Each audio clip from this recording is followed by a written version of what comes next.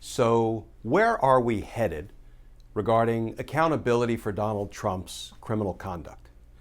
Well, it looks like we just saw one more important piece of the puzzle fall into place. Let's talk about that. Because justice matters.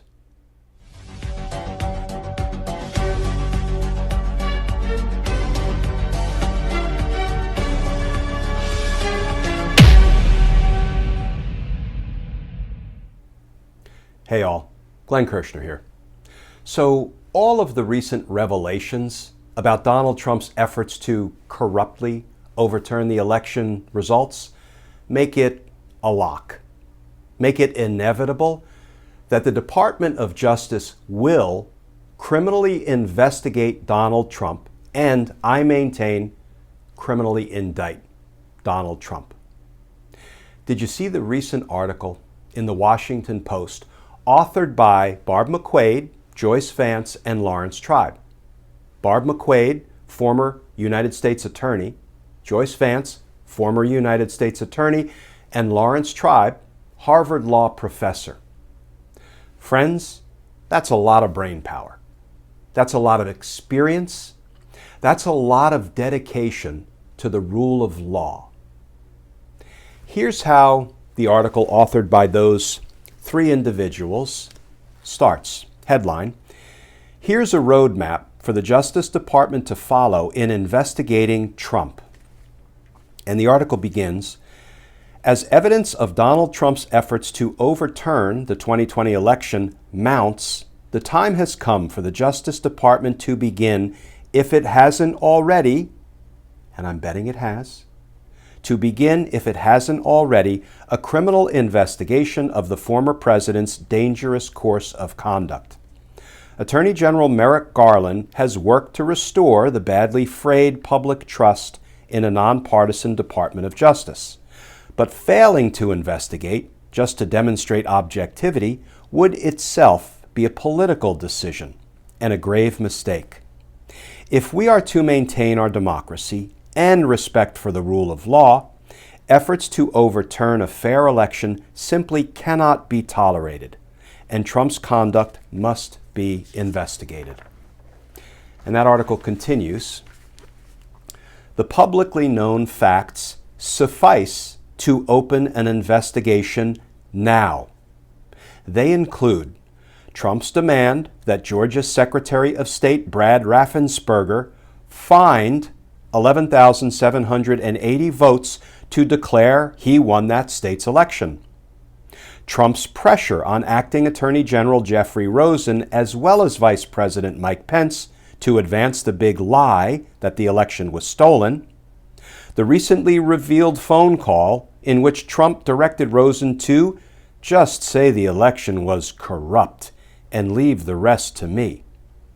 And public statements by Trump and associates, such as Rudy Giuliani and Representative Mo Brooks, on January 6 to incite the mob that stormed the Capitol. And then building on that, friends, there's this new piece of the puzzle.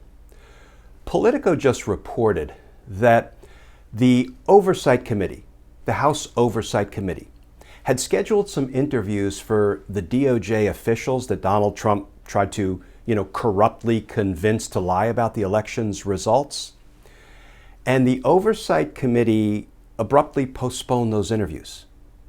And they took those witnesses, those DOJ officials, and handed them over to the House Select Committee on the January 6th attack. And the Select Committee is now going to hear from those witnesses instead. Here's how Politico reported that out.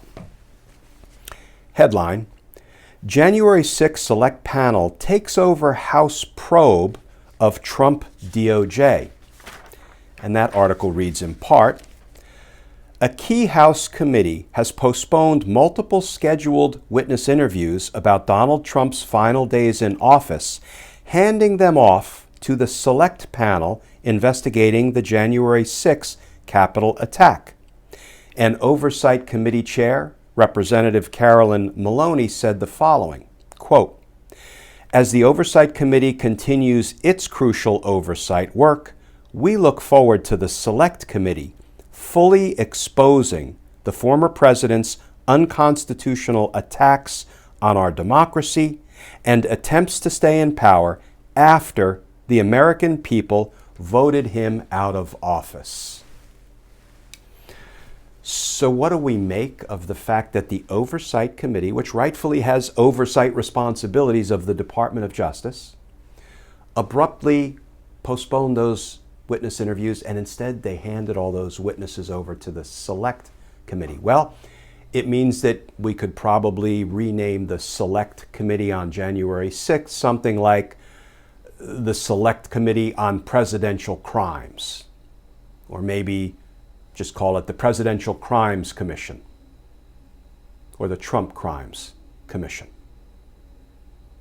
Folks, with every day, with every development, with every new piece of the puzzle that falls into place, it becomes more and more clear, and I believe to my core, that justice is coming. And justice matters. And friends, as always, thank you for tuning in to these daily videos. If you'd like to more formally support our all-volunteer efforts, our mission, our content, if you'd like to become a more formal member of Team Justice proper, then please feel free to come see us over on Patreon, patreon.com. You can sign up to become a patron. And if you do, I will send you some Team Justice stickers and a personal handwritten note of thanks. And as always, folks, please stay safe. Please stay tuned. And I look forward to talking with you all again tomorrow.